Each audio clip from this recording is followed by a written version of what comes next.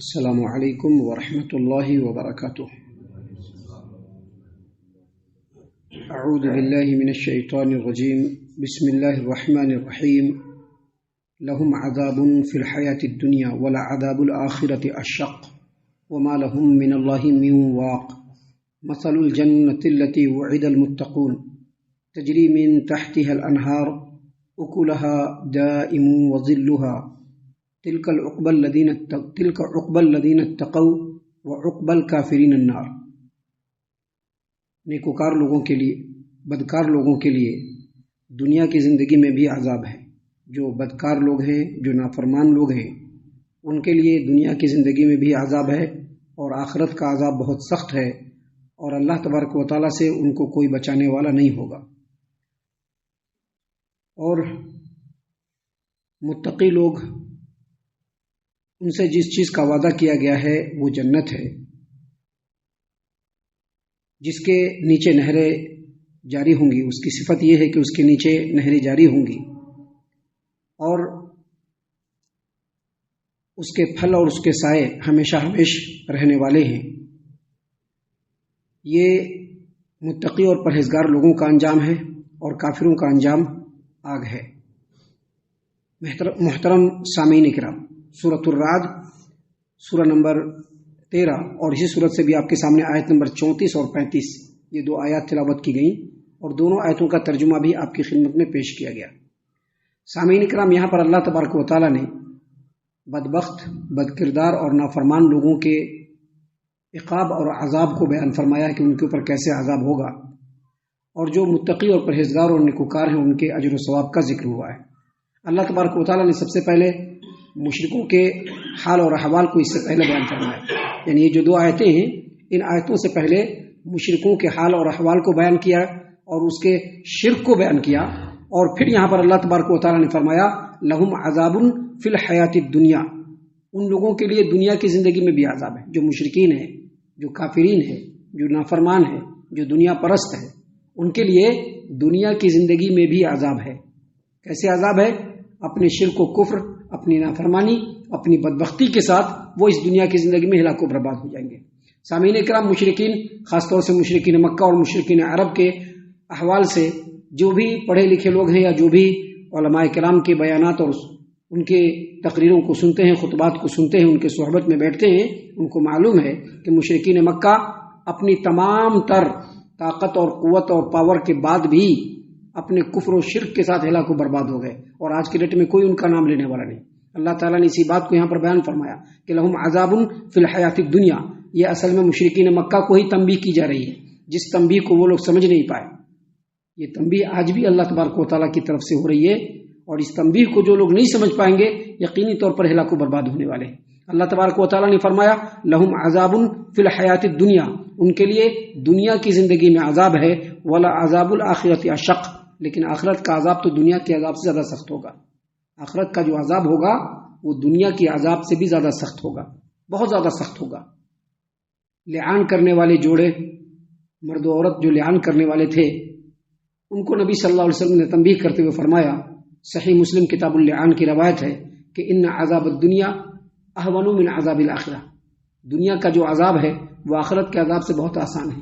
اگر کسی کو دنیا میں عذاب ملا تو وہ آخرت کے عذاب سے بہت ہی آسان ہے، اور نبی صلی اللہ علیہ وسلم کی یہ بات بالکل برحق ہے، اس اعتبار سے کہ دنیا کا عذاب تو ابھی ایک وقت میں آئے گا اور ختم ہو جائے گا، لیکن جو آخرت میں اللہ کے عذاب میں گرفتار ہو جائیں گے، جہنم کے ایندھن بن جائیں گے،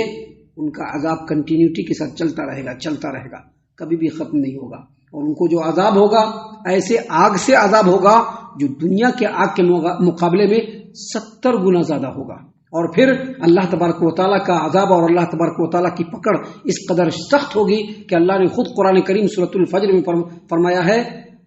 کہ اللہ تبارک و تعالیٰ کی طرف سے عذاب جو ملے گا ویسا کوئی عذاب دینے والا نہیں ہوگا، ولا یوثق وثاقہ احد، اور اللہ تبارک و تعالیٰ کی طرف سے جو گرفتاری ہوگی ویسی گرفتاری کہیں پر بھی نہیں ہو سکتی، ویسا پکڑ کہیں بھی نہیں ہو سکتی۔ محترم سامعین کرام، اللہ تبارک و تعالیٰ نے اسی بات کو یہاں پر بیان فرمایا لہم عذاب فی الحیاۃ الدنیا، ان لوگوں کے لیے دنیا کی زندگی میں بھی عذاب ہے، ولا عذاب الآخرۃ اشق، اور ایسے مشرکین، کافرین، بدکردار اور نافرمان لوگ جو دنیا کی زندگی میں اللہ تبارک و تعالیٰ کی نافرمانی میں ہی اپنی زندگی گزار رہے ہیں، ان کے لیے آخرت کا عذاب جو ہوگا وہ بہت سخت ہوگا. وما لهم من اللہ من واق، اور اللہ تبارک و تعالیٰ سے ان لوگوں کو کوئی بچانے والا نہیں ہوگا.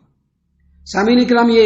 مشرکین کا ذکر اللہ تبارک و تعالیٰ نے یہاں پر بیان فرمایا، کافرین کا ذکر، دنیا پرستوں کا ذکر بیان فرمایا. اللہ تبارک و تعالیٰ نے یہاں پر اللہ تبارک و تعالیٰ کی یہ سنت جاریہ ہے، اور اللہ تبارک و تعالیٰ کی یہ سنت قرآن کریم کے اندر بھی ہے کہ جہاں پر اللہ تبارک و تعالیٰ نیکوکار کا ذکر فرماتا ہے وہاں پر بدبختوں کا ذکر فرماتا ہے، اور جہاں پر بدبختوں کا ذکر فرماتا ہے اس کے فوراً بعد اللہ تبارک و تعالیٰ نیکوکاروں کا بھی ذکر فرماتا ہے. تو یہاں پر اللہ تبارک و تعالیٰ نے فرمایا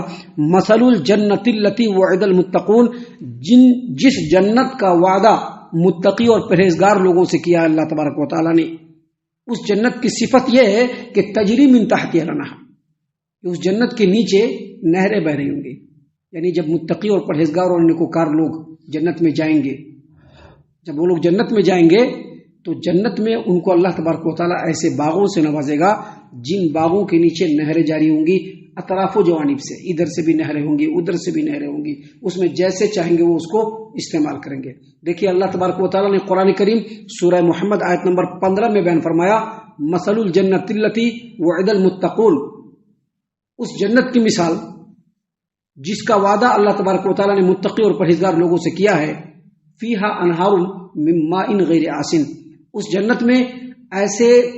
بہترین پانی کی نہریں ہوں گی جس کا پانی کبھی بھی نہیں بدلے گا. ابھی دنیا میں ایک جگہ پہ ایک پانی کو رکھ دیا جائے تو کچھ دنوں کے بعد اس کا رنگ بالکل گدلا ہو جاتا ہے. ایک زمانے سے بہنے والے ندی جو لگاتار ہمیشہ بہتے رہے ہیں، ایک وقت جب آتا ہے وہ ندی سوکھ جاتا ہے، اس کا پانی بالکل پیلا پڑ جاتا ہے، اس کے پانی کے اندر بو پیدا ہو جاتی ہے. محترم سامعین کرام، لیکن اللہ تبارک و تعالیٰ نے فرمایا فیہا انہار من ماء غیر آسن، جنت میں ایسی نہریں ہوں گی جس کا پانی جو ہوگا وہ کبھی بھی نہ اس کا ذائقہ بدلے گا، نہ اس کا ٹیسٹ بدلے گا، نہ اس کی بو کے اندر کوئی فرق پڑے گا، بالکل صاف شفاف پانی ہوگا جو ہمیشہ ہمیشہ رہے گا. وفیہا انہار من لبن لم یتغیر طعمہ، اور جنت کے اندر ایسی دودھ کی نہریں ہوں گی جس کا مزہ کبھی بھی نہیں بدلے گا. ابھی دودھ کو ایک جگہ پر رکھ دیجئے تھوڑی دیر کے بعد ختم، لیکن وہ جو دودھ کی نہر جو جاری ہوگی اس کے اندر کوئی رد و بدل نہیں ہوگا، ہر وقت بالکل تازہ اور خالص دودھ بہتا ہی رہے گا، جس سے جنتی ہمیشہ شاد کام ہوتے رہیں گے. محترم سامعین کرام، اور اللہ تبارک و تعالیٰ نے مزید آگے فرمایا وفیہا انہار من خمر لذۃ للشاربین، اللہ نے فرمایا کہ وہاں پر ایسی نہریں ہوں گی جس میں شراب بہ رہا ہوگا. شراب، یہ دنیا کا شراب نہیں جس کا بدبو بھی خراب، جس کا ٹیسٹ بھی خراب، اور پینے کے بعد انسان بالکل بدحال اور بےحال ہوتا ہے، یہ شراب نہیں ہو، بالکل ایسا شراب ہوگا جو پینے والے کے لیے لذت و فرحت بخشے گا، جس کے اندر کوئی نشہ نہیں ہوگا، کوئی فطور نہیں ہوگا، کسی بھی طرح کا کوئی جو ہے ادھر ادھر کی باتیں کرنے والا نہیں ہوگا اس کو پی کر کے. اللہ نے فرمایا وانہار من خمر لذۃ للشاربین، جنت میں ایسی نہریں ہوں گی کہ پینے والوں کے لیے بڑا ہی خوشگوار ہوگا، لذت آمیز ہوگا وہ. اور آگے اللہ نے فرمایا وانہار من عسل مصفی، اور جنت کے اندر شہد کی بھی نہر بہ رہی ہوگی جو بالکل صاف شفاف اور بالکل تازہ اور بالکل خالص. اور آگے مزید اللہ نے فرمایا وَلَهُمْ فِيهَا مِنْ كُلِّ الثَّمَرَاتِ وَمَغْفِرَةٌ مِّن رَّبِّهِمْ، جنتیوں کے لیے جنت میں ہر طرح کے پھل بھی ہوں گے اور اللہ تبارک و تعالیٰ کی مغفرت، بخشش اور رضامندی بھی ہوگی. سامعین کرام، اللہ تبارک و تعالیٰ نے آگے مزید فرمایا اکلھا دائم و ظلھا، جنت کے جو پھل ہوں گے اور اس کے سائے ہوں گے وہ ہمیشہ ہمیشہ رہنے والے ہیں، کبھی بھی ختم نہیں ہوگا. ایک پیڑ ہوگا، اس کے اندر جو پھل ہوگا اور اس پیڑ کے جو سائے ہوں گے وہ کبھی بھی ختم نہیں ہونے والے. اس کی مثال دیکھیے نبی اکرم صلی اللہ علیہ وسلم کے تعلق سے، آپ صلی اللہ علیہ وسلم کے بارے میں صحابی رسول آپ صلی اللہ علیہ وسلم کے نماز کسوف کے تعلق سے بیان کیا. صحیح البخاری کتاب النکاح اور صحیح مسلم کتاب الکسوف کی روایت ہے. سیدنا عبداللہ ابن عباس رضی اللہ عنہما سے روایت ہے، وہ کہتے ہیں کہ صحابہ کرام رضی اللہ عنہم نے نبی صلی اللہ علیہ وسلم سے پوچھا کہ نبی صلی اللہ علیہ وسلم آپ کو ہم لوگوں نے دیکھا کہ آپ کھڑے تھے، ایسا لگا کہ آپ آگے بڑھ کر کے کچھ پکڑ رہے ہیں اور پھر آپ نے اپنے ارادے کو بدل لیا، ایسا کیوں؟ تو نبی صلی اللہ علیہ وسلم نے فرمایا کہ مجھ کو جنت دکھائی گئی، میں نے چاہا کہ جنت کے انگور کے باغ سے انگور کا ایک خوشہ، ایک گچھا توڑ لوں، لیکن پھر میں نے ارادہ بدل دیا. اگر میں اس گچھے کو توڑ لیتا اور اس دنیا میں لے آتا تو تم لوگ جب تک زندہ رہتے، جب تک قیامت باقی رہتی، تب تک اس خوشے کا جو انگور ہے وہ کبھی بھی ختم نہیں ہوتا تھا. یہ ہے جنت کا پھل، جس کی ایک چھوٹی سی مثال نبی اکرم صلی اللہ علیہ وسلم نے یہاں پر دی کہ ایک خوشہ اگر نبی صلی اللہ علیہ وسلم لے آتے تو وہ کبھی بھی ختم نہیں ہوتا تھا۔ محترم سامعین کرام، ایک اور حدیث ہے جس کو امام احمد اور امام نسائی نے اپنی اپنی کتابوں کے اندر بیان فرمایا ہے کہ انہوں نے سمامہ بن عقبہ کی روایت کو بیان کیا کہ انہوں نے کہا کہ میں نے زید بن ارقم رضی اللہ عنہ سے سنا کہ ایک اہل کتاب میں سے نبی اکرم صلی اللہ علیہ وسلم کے پاس آیا اور کہا کہ اے ابو القاسم، آپ کا کیا خیال ہے، کیا جنت میں لوگ کھائیں گے پیئیں گے؟ نبی اکرم صلی اللہ علیہ وسلم نے کہا کہ ہاں، اللہ کی قسم، اس ذات کی قسم جس کے ہاتھ میں میری جان ہے، جنت میں جو جنتی جائیں گے اس کو کھانے پینے اور شہوت اور جماع کے اعتبار سے 100 آدمیوں کے برابر ان کو طاقت دیا جائے گا۔ یعنی 100 آدمی کو جو طاقت ہوگی وہ کھانے پینے کی طرح، آج دنیا میں کھانے پینے کے لیے مڑے رہتے ہیں، جس طرح کا کھانا ملے کھا لیں گے، کوئی دقت نہیں ہے۔ ہمارا اگر ہم ایمان والے ہیں تو ہمارا جو انٹینشن ہونی چاہیے وہ ہمیشہ آخرت کے اوپر ہونی چاہیے۔ آخرت میں اللہ تبارک و تعالیٰ ایمان والوں کے لیے سب کچھ تیار کر کے رکھا ہے۔ دنیا میں حرص اور لالچ سے ہمیشہ بچتے رہنا چاہیے، ہمیشہ اللہ تبارک و تعالیٰ کو راضی کرنے والے اسٹیپ اور اقدامات ہمیں اٹھانے چاہیے۔ محترم سامعین کرام، اللہ تبارک و تعالیٰ کے رسول صلی اللہ علیہ وسلم نے فرمایا کہ قسم اس ذات کی جس کے ہاتھ میں میری جان ہے، جو لوگ جنتی ہوں گے ان کو کھانے پینے، شہوت اور جماع کے اعتبار سے 100 لوگوں کی طاقت دی جائے گی ایک آدمی کے اندر۔ اس اہل کتاب نے پوچھا کہ نبی صلی اللہ علیہ وسلم، جب جنت میں کھائیں پیئیں گے تو پھر اس کو حاجت و ضرورت بھی ہوگی؟ ابھی کھاتے پیتے تو ہم لوگوں کو بھی تو حاجت ضروری ہوتی ہے، حاجت ہوتی ہے، حاجت کی ضرورت ہوتی ہے، ٹوائلٹ جانا پڑتا ہے، پیشاب کرنا پڑتا ہے، 1 نمبر 2 نمبر سب کرنا پڑتا ہے۔ تو کہا کہ جنت میں تو یہ سب کی بھی ضرورت پڑ جائے گی اگر کھائے گا پیے گا تو، حالانکہ جنت میں تو کوئی گندگی اور غلاظت نہیں ہے۔ پھر تو نبی صلی اللہ علیہ وسلم نے کہا کہ ایک جنتی جو کھائے گا پیے گا اس کی حاجت اور ضرورت پسینے کی شکل میں اس کے جسم کے چمڑوں سے نکلے گی اور اس کے اندر کستوری کی خوشبو ہوگی، اور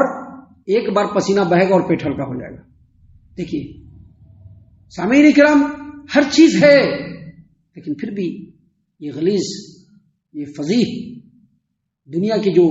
بے لذت چیزیں ہیں ان کے پیچھے ہم لوگ دیوانے بنے ہوئے ہیں۔ محترم سامعین کرام، اللہ تبارک و تعالیٰ نے آگے مزید فرمایا کہ اکلھا دائم و ذلھا، اس کے پھل اور اس کے سائے ہمیشہ ہمیشہ رہیں گے۔ تلک عقبی الذین اتقوا، یہ جو بدلہ، یہ جو اللہ تبارک و تعالیٰ جنت کی چیزوں کو تیار کر کے رکھا ہے وہ متقی اور پرہیزگار لوگوں کے لیے، متقی اور پرہیزگار۔ اور متقی اور پرہیزگار، اس کی تفسیر تو کئی بار بیان کی جا چکی ہے، جس کی تفسیر کو اگر بیان کرنا شروع کریں تو ایسے ایسے کئی درس چلے جائیں گے۔ اور بیان کیا جا چکا ہے کہ متقی کس کو کہتے ہیں، متقی کون ہے، جس میں سب سے پہلے اللہ تبارک و تعالیٰ کی اطاعت و فرما برداری سچے اور صدق دل کے ساتھ کرنے کا ہے۔ ابھی ہم لوگوں کی طرح سے نہیں کہ بہت سارے کام ہم لوگوں کے اپنے دکھاوا کے ہوتے ہیں، بہت سارے کاموں کے پیچھے بہت سارے مقاصد ہوتے ہیں، نہیں، سب سے پہلے اللہ تبارک و تعالیٰ اور اس کے پیارے رسول صلی اللہ علیہ وسلم کی اطاعت و فرما برداری سچے دل اور نیت کے ساتھ ہونی چاہیے۔ اور اللہ تبارک و تعالیٰ نے جن چیزوں سے روکا ہے اور نبی صلی اللہ علیہ وسلم نے جن چیزوں سے روکا ہے اس سے پہلے رکنا ہے۔ اب یہ متقی اور پرہیزگار ہم لوگوں جیسے لوگوں کے لیے نہیں، ہاں ہم لوگوں کے پاس وقت ہے کہ اپنے آپ کو بدلیں، ابھی وقت ہے، کب تک؟ جب تک زندہ ہیں تب تک، جیسے ہی سانس ختم ہوگی کوئی وقت نہیں رہے گا، کوئی وقت نہیں رہے گا، اور سانس کی ڈور کب ٹوٹے گی اس کے بارے میں بھی کوئی کچھ نہیں کہہ سکتا ہے۔ تو اللہ تبارک و تعالیٰ نے فرمایا کہ تلک عقبی الذین اتقوا، یہ جو انعامات ہیں وہ ان لوگوں کے لیے ہے آخرت میں جو متقی اور پرہیزگار ہیں، وہ عقبی الکافرین النار، اور جو انکار کرنے والے ہیں چاہے جیسے بھی انکار کریں۔ انکار کی کئی صورتیں، انکار ہے کہ ڈائریکٹ انکار کر دینا، انکار ہے کہ ہاں سن رہے لیکن کریں گے وہی جو ہمارا من ہے، انکار یہ بھی ہے کہ ہم تو سب کچھ سن رہے لیکن کریں گے وہی جو ہمارا من ہے۔ ابھی پرسوں ہی کی بات ہے، زیادہ دن جانے کی ضرورت نہیں ہے،